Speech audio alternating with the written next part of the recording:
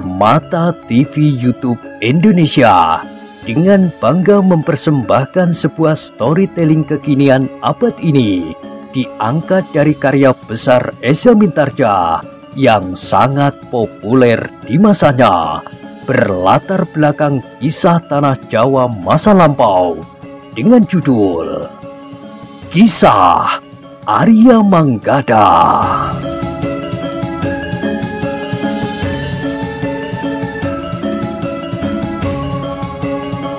Pada kesempatan yang sangat baik ini, kita masuk pada episode yang ke-77. Selamat menikmati.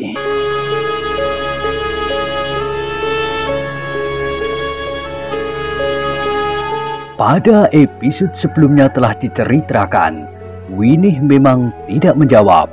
Tetapi di wajahnya nampak betapa ia menjadi kecewa terhadap sikap ayah dan ibunya. Tetapi ternyata di hari berikutnya, Darpati itu datang kembali. Winih pun masih tetap bersikap akrab sekali. Bahkan setelah mereka berbicara serba sedikit, maka Winih itu menemui ayah dan ibunya untuk minta izin melihat-lihat keadaan di sekitar padukuhan itu. Ayah dan ibunya memang menjadi cemas. Mereka memang berusaha untuk mencegah, tetapi Winih selalu berkata, "Aku hanya ingin berjalan-jalan. Bukankah Winih bukan kanak-kanak lagi?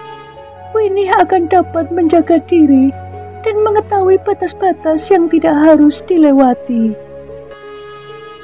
"Winih," berkata ibunya kemudian, "jika kau ingin pergi juga, ajak kakak-kakakmu, Manggada dan Laksono." "Ibu, bukankah itu aneh?" bertanya Winih. "Tidak, Winih. Tidak aneh bagi mereka yang baru perkenalan 2 hari yang lalu. Aku tidak ingin kau dianggap seorang gadis yang dengan mudah dapat dibujuk oleh kata-kata, sikap dan meskipun oleh kebaikan hati sekalipun. Atau kau tidak akan pergi sama sekali?" Ibunya mulai bersikap keras.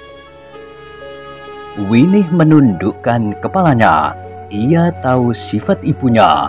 Karena itu, betapapun ia sebagai gadis tunggal yang manja, namun Winih tidak berani lagi menolak perintah ibunya. Karena itu, maka Winih pun mengangguk kecil. Ketika hal itu didengar oleh Kiai Gumroh, serta Winih pun sedang memanggil Manggada dan Laksono, maka Kiai Gumroh itu pun berkata, "Manggada dan Laksono tidak akan mampu menjaga Winih jika terjadi kekerasan. Ilmu anak muda itu menurut Manggada dan Laksono sendiri jauh lebih tinggi dari anak-anak itu." "Tetapi setidak-tidaknya kehadiran mereka akan dapat mempengaruhi sikap Darpati jika ia berniat buruk, Ayah," jawab ibunya. Kiai Gumroh mengangguk-angguk. Katanya, "Aku mengerti." Demikianlah, maka Winih pun telah mengatakan pula kepada Darpati bahwa kedua orang kakaknya akan ikut pula bersama mereka melihat-lihat keadaan di sekitar padukuhan itu. Adalah di luar dugaan Winih bahwa Darpati dengan serta-merta menyahut, "Bagus sekali. Aku senang Manggada dan Laksono bersama kita. Rasa-rasanya kita tidak akan kesepian di jalan." Darpati termangu-mangu sejenak, namun kemudian ia berkata selanjutnya, "Sebenarnya aku juga merasa ragu untuk berjalan-jalan berdua. Mungkin orang-orang padukuhan ini tidak terbiasa melihat hal yang demikian. Karena itu, menyenangkan sekali jika Manggada dan Laksono ikut pula." Wajah Winih memang menjadi merah, tetapi ia merasa beruntung bahwa ibunya berkeras untuk mengajak Manggada dan Laksono. Jika tidak, agaknya pandangan dan anggapan Terpati terhadap dirinya pun akan terpengaruh juga. Bahkan Winih itu bertanya kepada diri sendiri, apakah Terpati itu sedang menilai sikapku? Diam-diam Winih merasa berterima kasih kepada ibunya. Demikianlah, maka sejenak kemudian mereka berempat pun telah meninggalkan rumah Kiai Gumroh. Mereka memang hanya ingin berjalan-jalan saja. Tetapi Terpati tidak menawarkan kepada Winih untuk pergi ke pasar. Bahkan Terpati mengajak Winih serta Manggada dan Laksono untuk melihat pancuran di pinggir hutan. Bukankah kalian belum pernah melihatnya? Pancuran itu terhitung pancuran yang jarang ada duanya. Airnya memang tidak begitu deras dan tidak pula begitu tinggi. Tetapi di dekat pancuran itu terdapat semacam hutan pepohonan berbunga yang sangat indah. Seakan-akan ada tangan yang telah mengaturnya. Menarik sekali, sahut Winih dengan serta-merta. Manggada dan Laksono yang memang sudah merasa cemas terhadap Terpati bahwa ia mempunyai hubungan dengan Kiai Windukusumo tidak berkata sesuatu.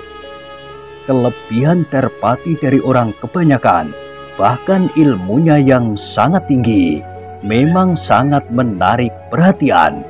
Apalagi sebelumnya Terpati tidak dikenal di daerah itu dan di sekitarnya.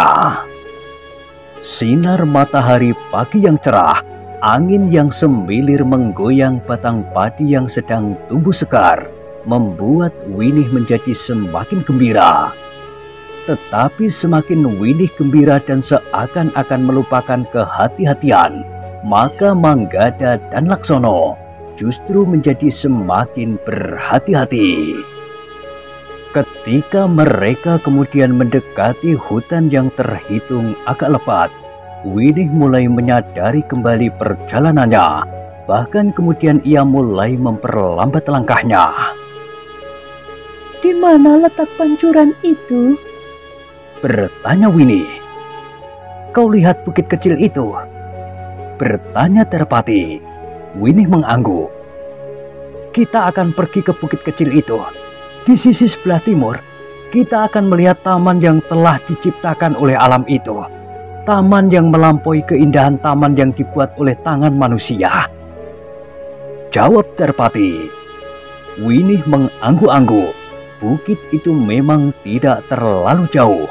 Justru karena Winih melihat pohon-pohon raksasa di atas bukit kecil itu, maka Winih percaya bahwa di lereng bukit itu memungkinkan sekali terdapat sebuah pancuran. Beberapa saat lagi mereka berjalan. Sekali-sekali Winih memang harus berhenti dan bahkan harus ditolong meloncati parit-parit kecil yang dibuat oleh arus air yang mengalir dari bukit. Bahkan parit-parit itu ada yang agak dalam dan licin.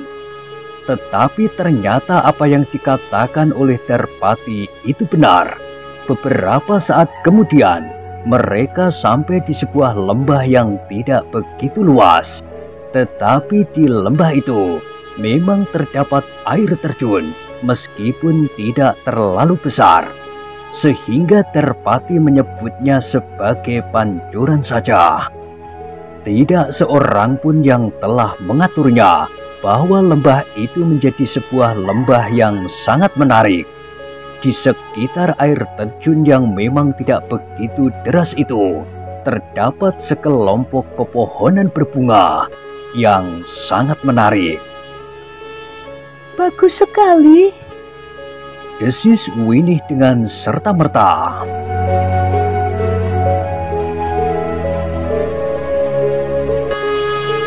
Manggada dan Laksono pun ikut mengagumi pepohonan di lembah itu pula. Mereka terpesona memandangi pepohonan yang sedang berbunga. Berbagai warna tersebar memanjang lembah yang basah itu. Namun Manggada yang dengan tidak sengaja memandang langit, nampak dua ekor burung elang yang terbang berputaran. Karena itu, maka ia pun telah menggamit Laksono sambil berdesis. "Kau lihat burung elang-elang itu?" Wajah Laksono menjadi tegang pula. Katanya, "Iya, burung elang itu mulai melingkar-lingkar." Keduanya pun segera mempersiapkan diri. Mereka sejak semula sudah merasa curiga kepada Darpati, apalagi ketika mereka melihat sepasang elang yang berterbangan justru selagi mereka berada di tempat yang jarang dikunjungi orang itu. Darpati sendiri sama sekali tidak menghiraukan sepasang elang yang berterbangan itu. Kepada Winih ia bercerita tentang jenis-jenis pepohonan yang terdapat di lembah kecil di sekitar air terjun yang tidak begitu besar itu. Namun Manggada dan Laksono menjadi semakin tegang ketika mereka melihat kedua ekor burung itu mulai menukik dan menyambar-nyambar. Manggada dan Laksono pun segera bersiap menghadapi segala kemungkinan. Mereka memperhitungkan bahwa bukan hanya sepasang elang itu saja yang hadir di tempat itu, yang seakan-akan memang telah diatur oleh Darpati.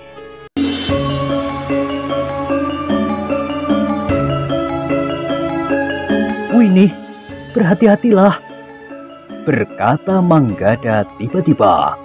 Winih berpaling kepadanya sambil bertanya, "Kenapa?" "Kau lihat burung elang itu?" jawab Manggada. Winih mengangkat wajahnya, demikian pula Darpati. Dengan nada tinggi Darpati bertanya, "Kenapa dengan burung elang itu?" Namun Winih memang sudah mendengar serba sedikit tentang burung elang itu. Karena itu, maka ia pun bergeser mendekati Manggada dan Laksono sambil berkata, "Apa yang akan dilakukan oleh burung elang itu? Kedua ekor burung itu sangat berbahaya," berkata Winih kemudian. "Aku tidak takut kepada siapapun juga, apalagi hanya kepada dua ekor burung elang," jawab Darpati. Winih mengangguk kecil. Ia percaya kepada kata-kata Darpati itu, karena Darpati memang seorang yang berilmu tinggi. Namun dalam pada itu, kedua ekor burung itu tidak juga segera pergi. Justru keduanya berputar semakin cepat dan menukik semakin dalam. Darpati juga memperhatikan kedua ekor elang itu. Nampaknya ia pun telah bersiap untuk melawan jika elang itu akan menyerangnya. Bahkan tangan Darpati itu sudah melekat pada hulu pedangnya. Namun tiba-tiba mereka telah dikejutkan oleh teriakan nyaring yang datang dari dalam gerumbul-gerumbul lebat di sekitar pepohonan yang berbunga itu. Beberapa orang telah berloncatan muncul dengan senjata di tangan mereka. "Jangan lari!" teriak orang-orang itu. "Kalian telah terkepung rapat!" Manggada dan Laksono segera merapat. Demikian pula Darpati. Ia pun segera menarik pedangnya sambil berdiri di depan Winih. "Siapakah kalian? Dan apakah yang kalian inginkan?" bertanya Darpati. "Jangan melawan, berikan gadis itu kepada kami," bentak seorang di antara orang-orang yang muncul dari hutan itu. "Kau gila!" geram Darpati. "Gadis ini bukan sanak kadangku, tetapi akulah yang mengajaknya datang ke tempat ini. Karena itu, maka aku bertanggung jawab atas keselamatannya. Jangan membunuh diri, aku hanya membutuhkan gadis itu, bukan siapa-siapa. Jika kalian akan pergi, pergilah. Tetapi jika kalian mencoba untuk mencegahnya, maka kalian akan mati. Pada akhirnya gadis itu akan jatuh ke tanganku juga." "Tidak!" teriak Darpati sambil membelalakkan matanya. Pergi kalian, atau kalian yang akan mati di sini. Ternyata orang-orang itu tidak mau pergi. Mereka justru mulai bergeser mendekat di seputar mereka berempat. Manggada dan Laksono pun sudah menggenggam pedangnya pula. Ketika mereka sempat menghitung, maka orang-orang yang mengepung mereka itu berjumlah tidak lebih dari 4 orang saja. Darpati tidak berbicara lebih panjang lagi kepada Manggada dan Laksono. Ia berkata, "Kali ini aku terpaksa minta bantuan kalian. Nampaknya orang-orang ini bukan tataran Rambatan dan kawan-kawannya. Orang-orang ini memiliki kemampuan yang harus diperhitungkan." Manggada dan Laksono memang sudah bersiap. Karena itu, ketika orang-orang itu mulai bergerak, maka pertempuran pun segera terjadi.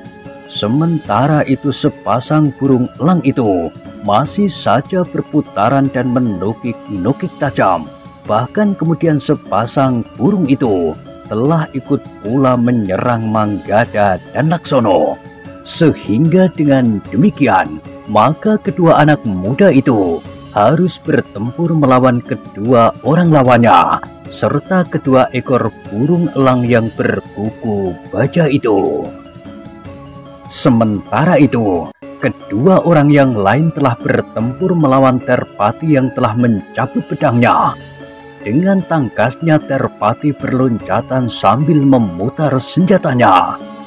Manggada dan Laksono yang bertempur melawan masing-masing seorang lawan dan harus pula memperhatikan sambaran-sambaran kuku baja burung elang yang garang itu dan harus mengerahkan kemampuan mereka. Namun ternyata orang-orang yang bertempur melawan mereka itu adalah orang-orang yang memang memiliki ilmu yang mapan. Manggada dan Laksono pun dengan cepat mulai terdesak. Ketika Manggada mengayunkan pedangnya menebas seekor burung elang yang menyambar dengan cepat, maka lawannya pun telah meloncat pula sambil menjulurkan pedangnya. Manggada terpaksa mengurungkan niatnya menyerang burung elang itu. Dengan cepat ia harus mengelak dari ujung senjata lawannya. Tetapi demikian Manggada meloncat, maka burung elang itu benar-benar menyambarnya. Kuku-kuku bajanya yang tajam telah menggores pundak anak muda itu. Manggada mengadu tertahan, tetapi ia harus menyeringai menahan pedih yang menggigit luka di pundaknya itu. Laksono terkejut melihat Manggada mulai terluka, namun ia tidak sempat berbuat banyak. Serangan lawannya datang demikian cepatnya.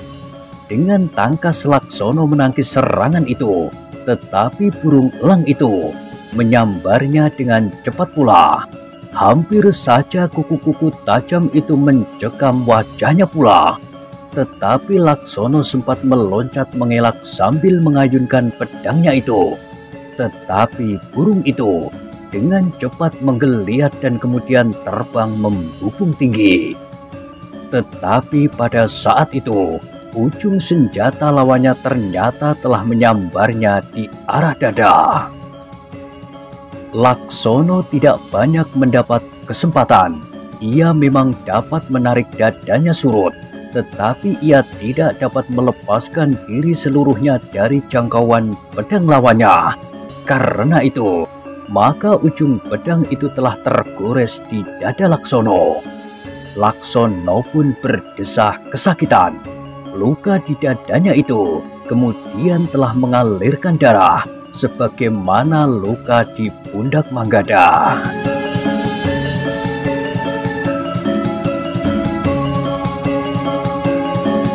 Sementara itu, Darpati bertempur dengan garangnya. Kakinya berloncatan dengan tangkasnya. Kedua lawannya yang tidak kalah garangnya itu telah menyerangnya dari arah yang berbeda. Tetapi keduanya ternyata sangat sulit untuk dapat mengenainya. Tetapi Darpati juga tidak segera dapat mendesak kedua lawannya. yang seakan-akan bergantian datang menyerang. Winih berdiri termangu-mangu menyaksikan pertempuran itu. Wajahnya menjadi sangat tegang. Dipandanginya Manggada dan Laksono berganti-ganti. Keduanya memang mengalami kesulitan. Luka Manggada telah bertambah lagi. Lengannya juga telah tergores pedang sehingga kulitnya telah terkoyak. Winih memang menjadi sangat tegang melihat keadaan Manggada dan Laksono. Sementara itu, lawan mereka sama sekali tidak mengekang diri. Keduanya benar-benar berniat untuk membunuh Manggada dan Laksono. Senjata mereka terayun-ayun mendebarkan jantung. Sementara itu, sepasang burung elang itu pun benar-benar telah ikut pula dalam pertempuran itu.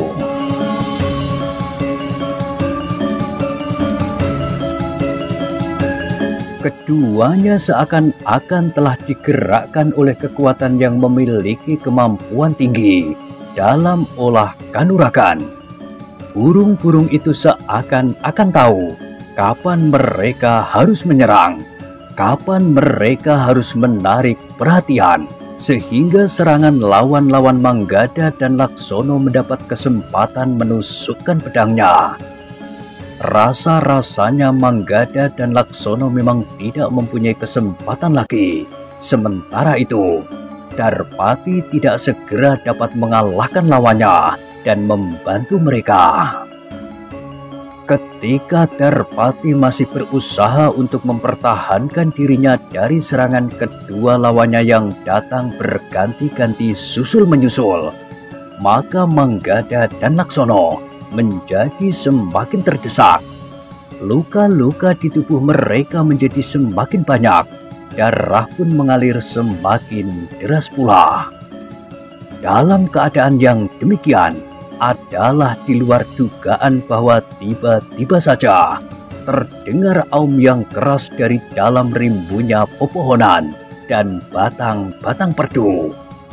Aum seekor harimau yang garang telah disaut oleh aum harimau yang lain.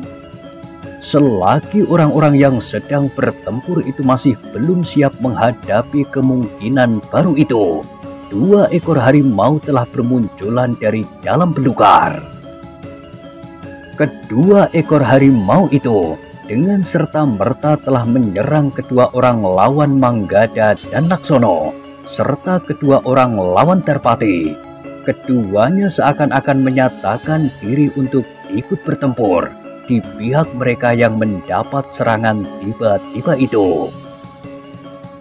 Orang-orang yang mendapat serangan dari sepasang harimau itu terkejut, sementara Manggada dan Laksono masih berdiri termangu-mangu. Maka kedua orang lawan Manggada dan Laksono itu pun segera bergabung untuk melawan seekor di antaranya, sedang lawan Darpati bersama-sama menyerang seekor yang lain pula.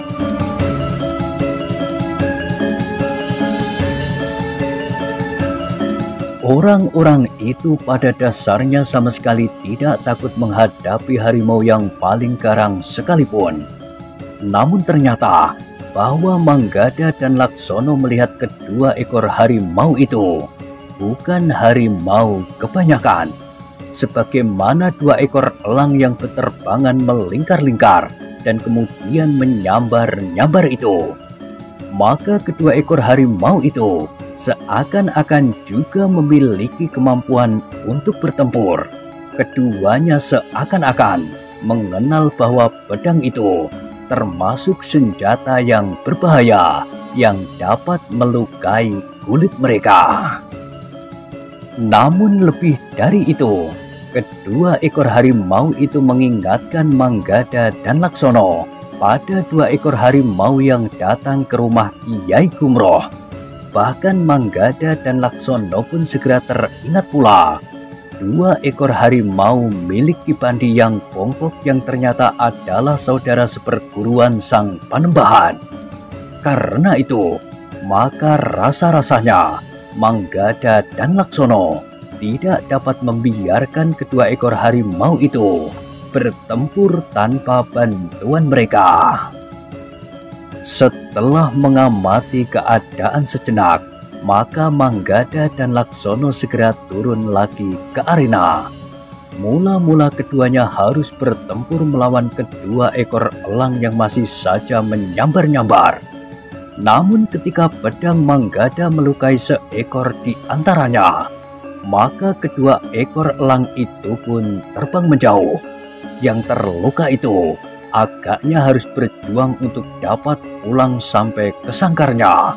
Sedang yang lain mengikutinya di belakangnya, seakan-akan menjaga agar kawannya itu tidak kehilangan keseimbangannya.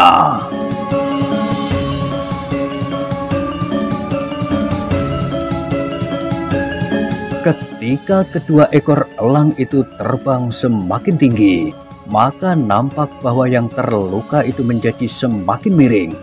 Namun akhirnya keduanya hilang di balik pepohonan. Perhatian Manggada dan Laksono kemudian terpusat kepada 4 orang yang bertempur melawan kedua ekor harimau yang sangat garang itu. Harimau yang seakan-akan memiliki ilmu kanuragan, sehingga keempat orang yang bertempur melawan mereka itu mengalami kesulitan.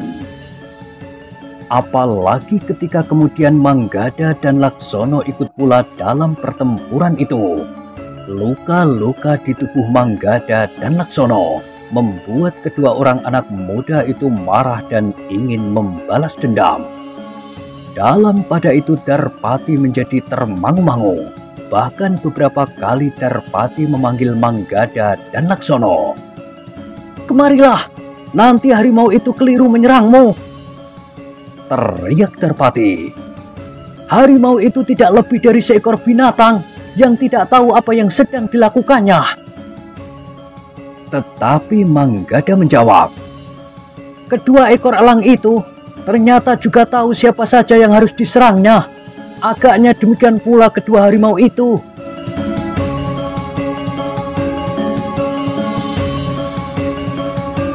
Darpati memang menjadi sangat gelisah.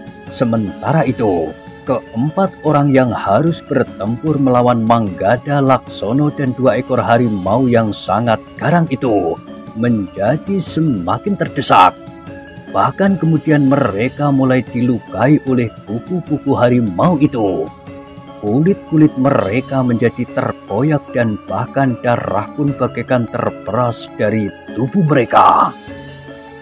Manggada dan Laksono yang melihat keadaan keempat orang itu pun telah mengekang diri. Meskipun mereka tahu bahwa orang-orang itu telah benar-benar ingin membunuh mereka. Setidak-tidaknya kedua orang lawan Manggada dan Laksono itu. Tetapi nampaknya kedua ekor harimau itu tidak berbuat sebagaimana Manggada dan Laksono. Keempat orang yang sudah tidak berdaya itu sama sekali tidak dilepaskan. Bukan saja kuku-kuku kedua ekor harimau itu, tetapi taring-taring mereka pun telah mengoyak tubuh keempat orang itu.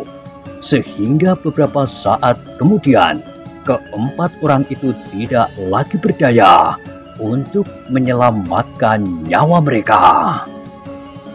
Manggada, Laksono, Darpati apalagi Winih telah memalingkan wajah mereka. Winih yang gemetar telah berpegangan tangan Manggada sambil berkata, "Tolong mereka." Manggada dan Laksono memang tidak dapat berbuat sesuatu. Darpati pun hanya dapat berdiri dengan wajah yang tegang. Ketika kemudian terdengar aum kedua ekor harimau itu, maka Darpati pun telah bersiap menghadapi segala kemungkinan. Bahkan ia pun sempat berdesis, "Manggada dan Laksono, bersiaplah. Harimau-harimau itu tidak akan tahu bahwa kalian telah membantu mereka. Setelah keempat orang itu terbunuh, mungkin keduanya akan menyerang kita." Manggada dan Laksono tidak menjawab. Mereka memandangi kedua ekor harimau yang masih berbau darah itu. Kedua ekor harimau yang telah membunuh keempat orang itu, dengan taringnya yang masih menyeringai memandang keempat orang yang tegang itu. Namun ternyata kedua ekor harimau itu tidak menyerang mereka. Bahkan kemudian keduanya telah meloncat meninggalkan arena pertempuran itu. Yang terdengar adalah aumnya yang panjang seakan-akan menggetarkan pepohonan dan bahkan bukit kecil itu. Ketika kedua ekor harimau itu hilang, maka Manggada dan Laksono semakin merasa betapa sakit dan nyeri menggigit tubuhnya pada luka-lukanya yang menganga. Beristirahatlah, berkata Winih kepada keduanya. Tetapi jangan di sini, kita bergeser menjauh. Manggada dan Laksono mengerti bahwa Winih ingin menjauhi keempat sosok tubuh yang telah dikoyak-koyak oleh kedua ekor harimau itu. Di bawah sebatang pohon yang rindang, Manggada dan Laksono duduk dengan lemah. Namun keduanya memang membawa obat yang dapat menolong mereka untuk sementara.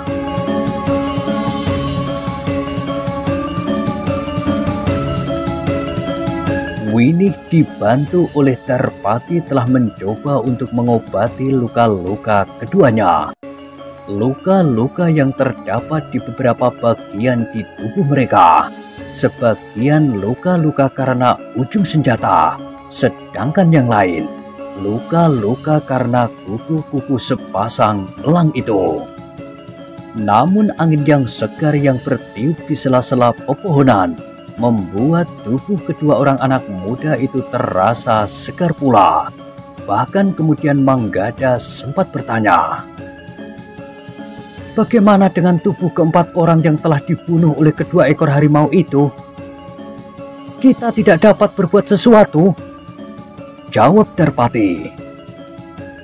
Tetapi kita tidak dapat meninggalkan tubuh-tubuh itu begitu saja, sahut Manggada. Lalu apa yang dapat kita lakukan? Bertanya Darpati. Kita harus menguburkan tubuh-tubuh itu, jawab Manggada. Darpati mengerutkan dahinya. Katanya, apakah kita harus menggali 4 buah lubang kubur untuk mereka?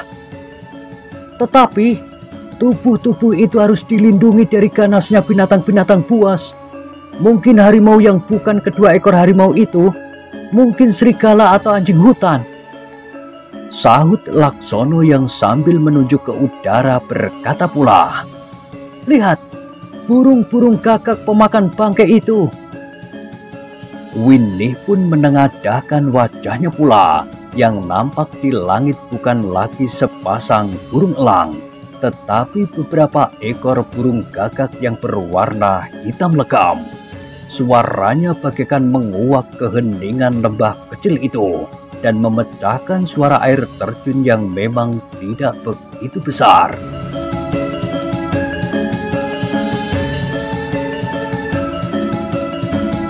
Darpati yang nampaknya agak segan untuk menggali lubang kubur untuk keempat orang itu kemudian berkata, kita dapat melindungi tubuh-tubuh itu tanpa membuat lubang kubur.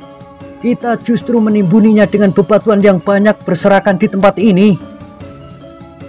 Manggada dan Laksono saling berpandangan sejenak.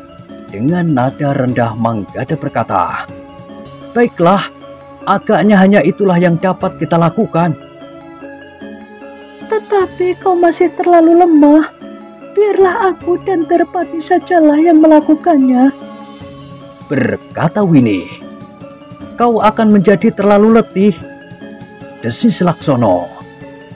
Aku terbiasa bekerja keras di rumah, jawab Winih. Namun Manggada dan Laksono tidak membiarkan Darpati dan Winih berdua saja yang melakukannya. Sementara itu, Winih berusaha untuk tidak melihat tubuh-tubuh yang terkoyak oleh kuku dan taring harimau itu. Karena itu, maka Winih hanya membantu dari kejauhan.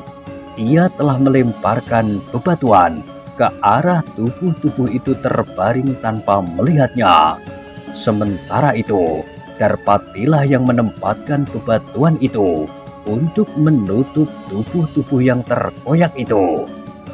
Manggada dan Laksono yang lemah itu membantu sejauh yang dapat mereka lakukan.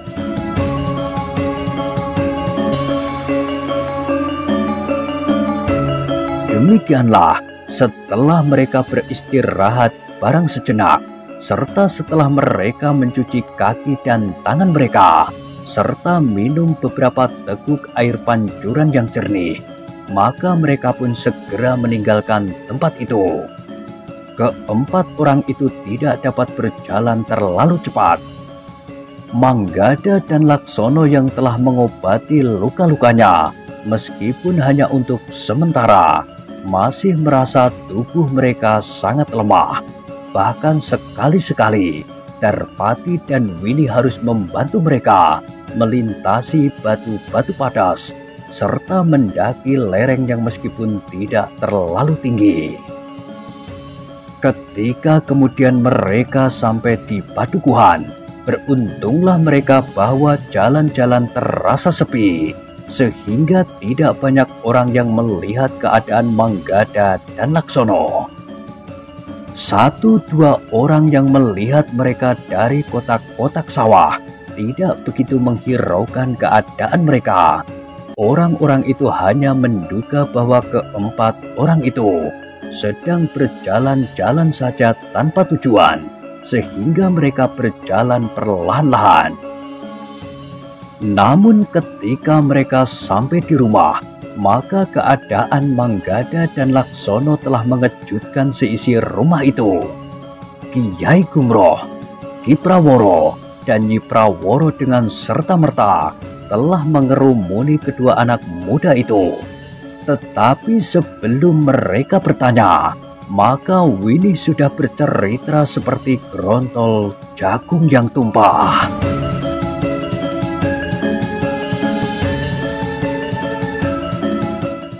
Nah, bagaimanakah kisah selanjutnya? Silahkan ikuti terus kisah Arya Manggada pada episode berikutnya. Sampai jumpa.